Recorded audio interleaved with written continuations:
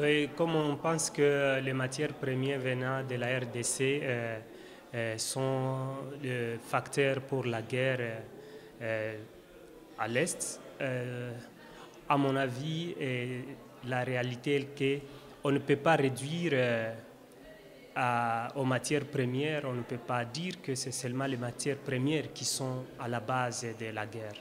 En fait, la guerre à l'Est du Congo a plusieurs facteurs.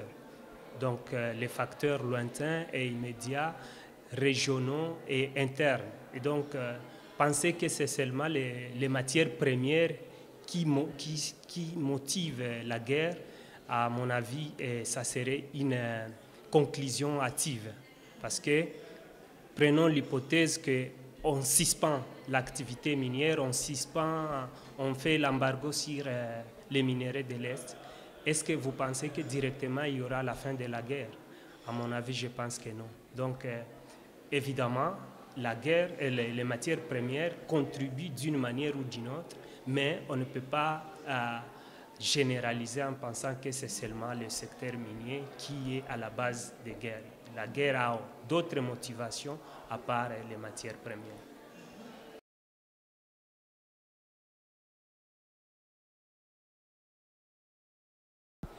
Si on dit qu'on va boycotter les matières premières venant de la RDC, c'est en quelque sorte pénaliser la population locale de la RDC. Parce que, comme vous le savez, le secteur minier de la RDC, c'est sûr qu'aujourd'hui, avec beaucoup de difficultés, oui, mais il joue aussi un rôle important pour l'économie. Et même si on essaie de boycotter les matières premières, mais on ne va pas contrôler et ça sera d'autres pays qui vont profiter. On va bloquer le Congo, mais les autres pays de la sous-région vont continuer à exporter. Et là, c'est la RDC qui va perdre.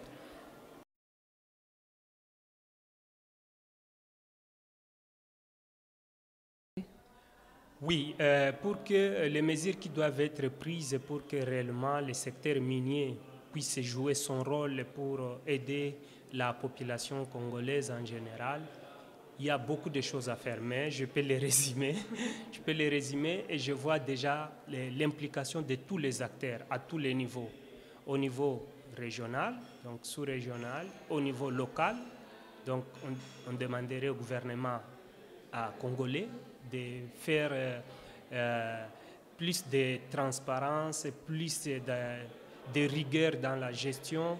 Là, ça peut aider. En plus, au niveau régional, il faudrait que réellement les pays qui sont impliqués, et donc les pays surtout de la sous-région qui sont impliqués dans le processus de paix avec la RDC, qu'ils puissent réellement faire un dialogue franc.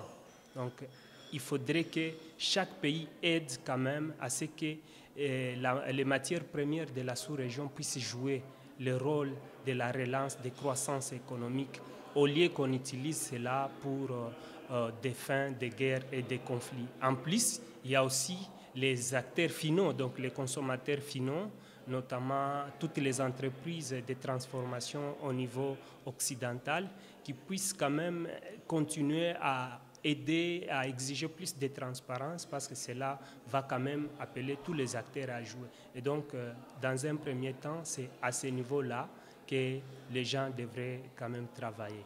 Et à l'interne également, il faudrait arriver à restructurer, à formaliser les secteurs miniers à l'interne du Congo pour que ça puisse jouer le rôle de la relance économique. Et ça aide vraiment la population à sortir dans cette pauvreté extrême.